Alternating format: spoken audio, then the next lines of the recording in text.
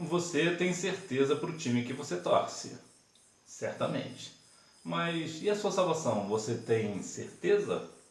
Esta é a lição número 10 da classe de adolescentes, a certeza da salvação. O mundo, o diabo ou a carne? Qual é o maior inimigo que nós temos? Para esta aula, os hinos sugeridos são 6, 182 e 291. Falar a respeito do que é o mais precioso que nós temos. A nossa salvação. Nada, absolutamente nada é mais importante do que a nossa salvação. Nem pai, nem mãe, nem filho, nem trabalho, nem vida profissional, nem fama, nem dinheiro, nada, absolutamente nada é mais importante do que a nossa salvação em Cristo. E você tem certeza da sua salvação? E se você não tem, como é que nós fazemos para termos certeza da nossa salvação dentro do nosso coração? É sobre isso que eu vou falar com você hoje. Jesus realizou um sacrifício perfeito na cruz, o qual foi aceito por Deus. Por isso, nossa salvação é considerada poderosa, grande e eterna. Portanto, ela é muito segura. Por que a nossa salvação ela é muito segura? Porque ela foi efetuada por Cristo. Olha que interessante. Jesus realizou um sacrifício perfeito na cruz e por isso ele foi aceito por Deus. Então temos aqui duas questões interessantes. Primeiro é saber que Deus enviou seu Filho para um sacrifício. E a segunda parte é saber que Jesus concluiu com perfeição, com excelência, este sacrifício por nós. E é por isso que, como Deus é eterno e Jesus é eterno, é por isso que a nossa salvação também ela é eterna. E assim como Deus é grande, a nossa salvação também é grande. Como Deus é poderoso, a nossa salvação também é poderosa. Então, por que a nossa salvação tem esses atributos? Porque foram criada e executada por Deus, porque sabemos que Jesus é Deus, então podemos dizer assim, mas o correto é dizer que Deus deu o seu Filho e Jesus morreu na cruz por nós. Hora de aprender, tudo está completado. O plano deu certo. Ela não dependeria mais de sacrifícios de animais para a remissão dos pecados, pois Cristo, o Cordeiro de Deus, se sacrificou na cruz e nos redimiu perfeitamente. Jesus é o Cordeiro de Deus. E aqui uma questão muito interessante que nós devemos tratar, que é a respeito dos sacrifícios de animais. Anteriormente, nos tempos bíblicos, aconteceu que quando alguém pecasse, o que acontecia? Ele sacrificava um animal perfeito e inocente ao Senhor, apresentava em holocausto. Pois bem, muitas vezes as pessoas vêm com essa narrativa errada de dizer que isso era maus tratos aos animais. Não, isso não era maus tratos. Tanto não era maus tratos que acontece até hoje, mas num sentido diferente. Antigamente sacrificava o animal em holocausto para pedir perdão a Deus. Hoje o sacrifício se faz com animais quando um animal, por exemplo, ele está numa situação que está sofrendo, por exemplo. Então o que faz? Sacrifica o animal para acabar com o seu sofrimento. Ou seja, a questão de sacrificar o animal não é maus tratos. Apesar que lá nos tempos bíblicos ele não estava sofrendo, ele era inocente, o animal era inocente, mas ali já tipificava o Cordeiro de Deus. Quem é o Cordeiro de Deus? Cristo. E por isso, porque Jesus morreu na cruz como Cordeiro de Deus, é que ele acaba com o nosso pecado, porque todo o pecado da humanidade estava no Senhor Jesus. Por isso, o plano deu certo, porque foi um plano da parte de Deus, e os planos do Senhor, como diz Jó 42:2, nenhum dos seus planos podem ser impedidos. Amigos de Deus, o plano de salvação revela o maravilhoso amor de Deus, mesmo a humanidade sendo inimiga do Senhor, pois o pecado é inimizade contra Deus, ele não poupou o seu único filho. É muito interessante a dinâmica que Deus não poupou o seu Filho Jesus na cruz do Calvário. Jesus morreu com experimentado de dores, e muitas dores. E outro ponto interessante é que Jesus também, assim como Deus não poupou o seu filho, Jesus também não poupava nos seus discursos. Jesus era firme, ele falava com firmeza. Lembra, inclusive, João 6, 68, né, 67? Aí ele fala sobre a questão de que Pedro falou para Jesus: Jesus, o discurso teu está muito duro, está muito difícil, o povo está indo embora. O que Jesus falou? Quer ir após eles? Ou seja, quer ir atrás deles? Quer ir junto com eles? Jesus não muda o seu discurso. Por quê? Porque Jesus é firme. E aqui traz um lembrete para nós. Se Deus não poupou Cristo e Cristo não poupou os seus discípulos, por que os pastores hoje estão poupando tanta gente, tanta coisa errada? E também a igreja juntamente com os pastores. Às vezes a igreja sabe que o pastor ou o líder está numa situação de pecado, por exemplo, e não faz nada. Isso está errado. Então vamos aqui ao nosso ponto, amigos de Deus. Lá em Tiago, capítulo 2, versículo 23, a Bíblia menciona sobre Abraão ser amigo de Deus. Ser amigo de Deus é algo espantoso. Por exemplo, lá em Gênesis 5, 24, fala sobre Enoque, que Enoque andou com Deus e Deus para si o levou. Ou seja, Enoque era tão chegado ao Senhor que Deus levou para si. Então, os amigos de Deus, qual é o teu tipo de relacionamento com Deus?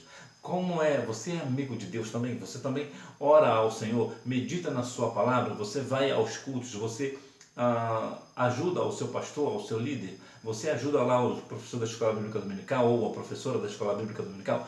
Como é o teu relacionamento com Deus e com a igreja de Deus? Então é importante que você observe e você se torne amigo de Deus. Por quê? Porque Deus deu o seu filho para que você fosse salvo, para você ter a sua salvação. Então o mínimo que você pode fazer é fazer o quê? Exatamente isso, ser amigo do Senhor. Os inimigos dos filhos de Deus. Bom, aqui alguns inimigos. Vamos saber qual é o mais perigoso deles? O tentador. Embora Jesus o tenha derrotado na cruz, ele ainda pode influenciar o homem ao erro. Ele costuma criar armadilha em forma de pensamentos e sentimentos, semear dúvidas a respeito das verdades bíblicas ou ainda nutrir frustrações. Bom, então o tentador ele ainda influencia o homem a errar, a pecar. E não é pouco não, é muito, é aos milhões. Então ele tem essa força de persuasão, o adversário sabe persuadir, ele sabe influenciar, ele sabe mostrar um caminho errado de uma forma que parece ser certo. Olha que ardiloso, né? Ele costuma criar armadilhas em forma de pensamentos e sentimentos. Quantas vezes você não se pega aí nos seus pensamentos e sentimentos? Mas na verdade, muitas vezes é uma armadilha do diabo para que você venha errar contra Deus. Portanto, é importante que você verdadeiramente observe bem os seus pensamentos e os seus sentimentos. Semear dúvidas a respeito das verdades bíblicas. Essa questão da dúvida é uma questão muito importante que muitas vezes não é falado nas igrejas. Muitas pessoas acreditam no Senhor, as pessoas creem em Deus, mas não na sua totalidade.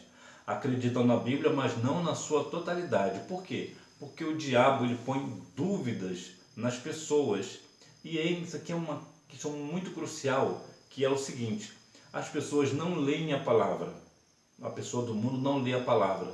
Então a única Bíblia que eles leem é você. Então que tipo de comportamento você tem? Quando você é cristão, você está na igreja, você tem um comportamento errado, as pessoas vão associar que a Bíblia é errada. Mas quando você tem um posicionamento correto, as pessoas associam que a Bíblia é correta. Portanto, é interessante que nós venhamos compreender que o adversário ele semeia dúvidas na cabeça das pessoas, inclusive na mente dos cristãos. Então, quando a pessoa começa a duvidar da palavra, eu acredito na palavra toda, menos nessa parte aqui. Naquela parte lá eu tenho dúvida. E é uma dúvida que não é uma dúvida para saber a verdade ou para procurar a verdade. É uma dúvida de duvidar que aquilo aconteceu, que aquilo realmente é verdade. Então, é nessa questão de falta de fé que o adversário começa a minar os pensamentos e sentimentos, começa a minar a mente e o coração da pessoa. Para quê? Para essa pessoa não crer em Deus ou, uma vez que cria, agora não crer mais. e ainda nutrir frustrações, ou seja, ele alimenta a sua frustração. Você está frustrado com alguma coisa, então ele começa a nutrir, a aumentar aquela frustração. Por exemplo, você tem um amigo, né, uma pessoa mais próxima que por alguma razão vocês tiveram um desentendimento. O que o adversário faz? Ele começa a nutrir esse desentendimento ainda mais. Ele começa a fazer uma forma, usar uma pessoa ou outra para aumentar essa frustração, esse mal entendido. E com isso ele está fazendo o quê? Ele está nutrindo as frustrações. Por quê? Porque você vai ficar frustrado com o seu amigo que fez algo errado com você, ou você pensa que ele fez, porque na verdade talvez ele nem tenha feito, mas houve só um mal entendido. O apóstolo João escreveu: o mundo todo está debaixo do poder do maligno. Então, o que devemos fazer diante dessa verdade bíblica? Aqui a ideia de João 5,19 nos diz que sabemos que somos de Deus e que o mundo inteiro jaz no maligno. Ou podemos falar de duas formas, né? Esse jaz pode ser uma questão de estar no maligno ou estar morto, que seria mais viável. Por que seria mais viável? Porque eu não sei hoje, mas anteriormente, há muitos anos, quando nós íamos a um sepultamento de alguém, por exemplo, lá na lápide estava escrito sempre assim: aqui jaz, ou seja, aqui está alguém morto, e o nome da pessoa embaixo. Então podemos dizer que o mundo está morto no maligno. Por que está morto no maligno? Porque uma vez que a pessoa está no maligno, faz as coisas do maligno, o que acontece com essa pessoa? Ela está morta espiritualmente, então ela está morta com o diabo, ela está perdida com o diabo. Então, essa aqui é mais a ideia. E o mundo aqui, é sempre bom deixar claro que o mundo aqui não se trata do planeta Terra, das pessoas que vivem no planeta Terra.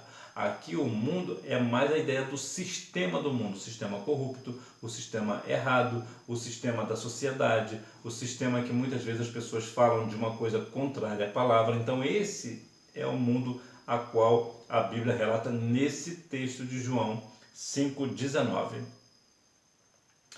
A carne. Dos três inimigos da alma, esse é o mais perigoso, pois é como se um traidor morasse dentro de você. Imagina você ter um inimigo que onde você está, ele está também. É exatamente isso que acontece com você. Sim, o maior inimigo do homem é o homem, ou seja, o seu maior inimigo é você. Você é o maior inimigo que você tem. Porque vencer a carne é muito difícil. Porque o adversário, nós vencemos resistindo ao diabo, né? O tentador, né? Nós vencemos o tentador, o diabo, resistindo ele na fé com o Espírito Santo conosco. O mundo também, de uma certa forma, também com firmeza, com o nosso caráter, nós vencemos.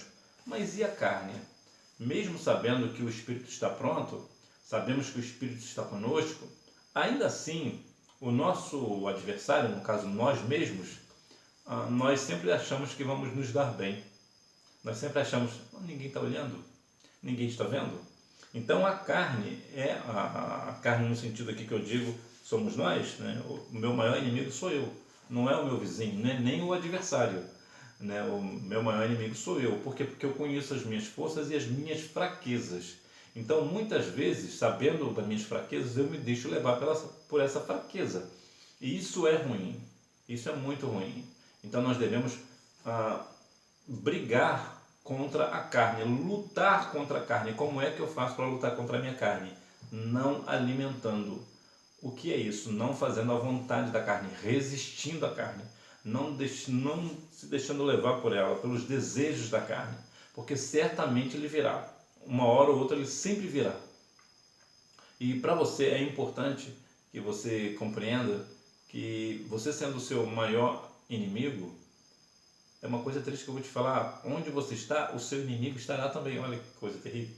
Então é necessário que você tenha consciência de que você precisa compreender que o Senhor está contigo, o Espírito Santo habita em ti. Entretanto, se você não vigiar, você cairá na tentação da carne.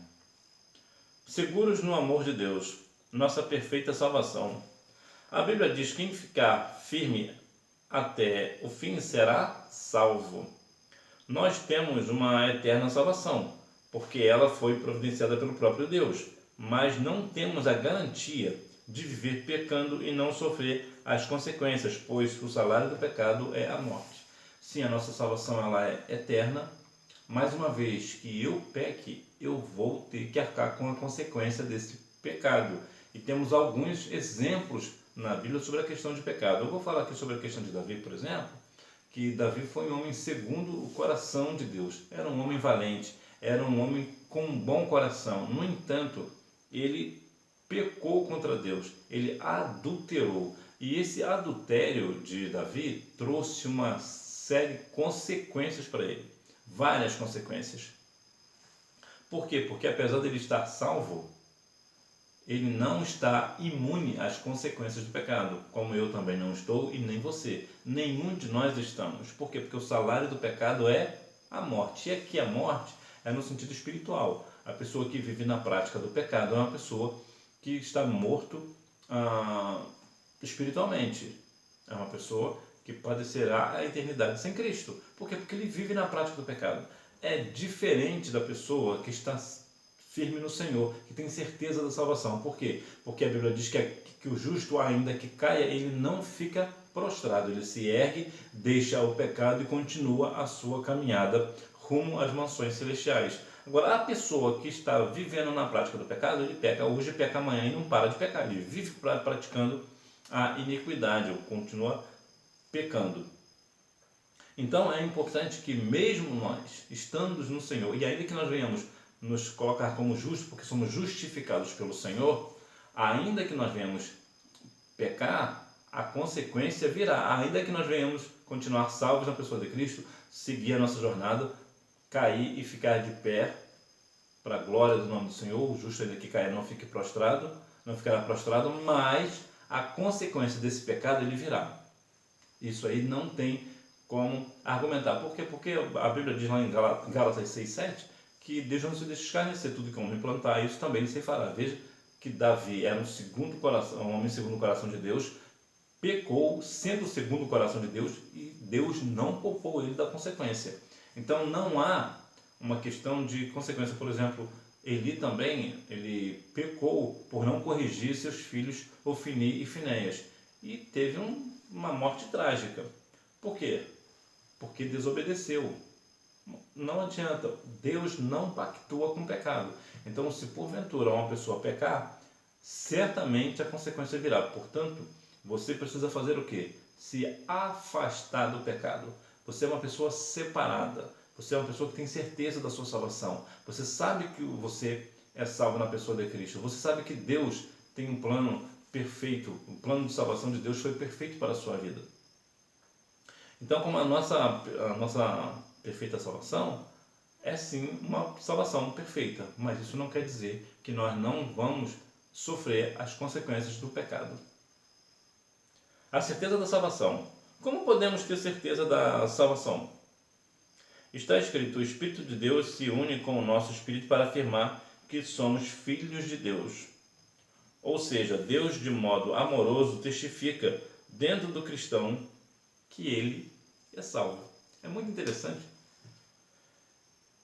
que o Espírito do Senhor se une para que nós venhamos testificar de nós mesmos. A certeza da nossa salvação não está em que nós somos pessoas que vamos à escola bíblica dominical, que vamos aos cultos de doutrina, ou às vigílias, ou aos cultos dos adolescentes, à festa dos adolescentes. Nada disso. É claro que isso faz parte. Estar na igreja, ter comunhão com o Senhor faz parte do processo. No entanto, a certeza da salvação vem de dentro de nós. Por quê? Porque o Espírito Santo habita em nós. Então ele testifica para nós que nós somos salvos. E por que nós somos salvos? Porque Jesus morreu na cruz do Calvário e nós cremos na obra salvífica do Senhor para com as nossas vidas. Conclusão. O plano da salvação foi completado com perfeição. O sacrifício de Jesus fez na cruz, o sacrifício que Jesus fez na cruz foi suficiente. Ele venceu o mal, o pecado e a morte. Agora somos convidados a viver em santidade e fidelidade. Sim, nós temos que viver com santidade e fidelidade para com Deus, para que assim nós venhamos herdar as mansões celestiais. Uma vez que é interessante que a nossa salvação ela é perfeita, foi criada por Deus, foi executada por Cristo, mas nós também podemos perder a nossa salvação. Então, nós corremos esse risco de perder a salvação. quando nós nos afastamos do Senhor, quando nós não perdoamos o nosso irmão, a nossa irmã, por exemplo, isso faz com que nós venhamos perder a nossa salvação. Quando nós nos distanciamos dos caminhos do Senhor, isso faz com que nós perdamos a nossa salvação. Quando nós temos pecados e nós não confessamos este pecado ou estes pecados diante do Senhor, nós também perdemos a salvação. Então é importante que nós venhamos ter comunhão para com o Senhor. Se nós pecarmos, nós confessamos o nosso pecado e deixamos ele de lado, como diz Provérbios 28:13. Por quê? Porque Jesus ele venceu o pecado, o mal, né? Jesus venceu a morte e ele venceu para que nós venhamos ter vida e vida em abundância. Então, quando nós passar todo o processo que Jesus vier buscar a sua igreja, nós não conheceremos mais o mal, o pecado também não existirá, e muito menos a morte, porque nós teremos um corpo glorificado e viveremos para toda a eternidade, para todo sempre, com o Senhor e Salvador Jesus Cristo, que deu a sua vida por nós, nós sendo ainda pecadores, nós ainda sendo inimigos de Deus. Jesus morreu para que nós fôssemos o quê? Chamados amigos de Deus. Que nós venhamos a cada dia mais estar na presença do Senhor, para que nós venhamos ter amizade com Deus e não amizade com o mundo. Por quê? Porque a amizade com o mundo é inimizade com Deus. Aí o que você quer? Você quer amizade com o mundo ou quer amizade com Deus? Que nós venhamos a cada dia mais ter amizade com o nosso Senhor e Salvador Jesus Cristo. Nós venhamos ser amigos de Deus. Vamos praticar. Marque assim de cima para baixo. B, C, D, A. Que Deus em Cristo continue abençoando a sua vida. Que você continue tendo a certeza da salvação dentro do seu coração. E se porventura você está em dúvida sobre a certeza da sua salvação, ore ao Senhor, busque a Deus para que o Espírito Santo testifique que você de fato é uma pessoa salva na pessoa do nosso Senhor e Salvador Jesus Cristo. Que Deus em Cristo continue abençoando a sua vida e você me vê na próxima aula, se Deus quiser. Tchau!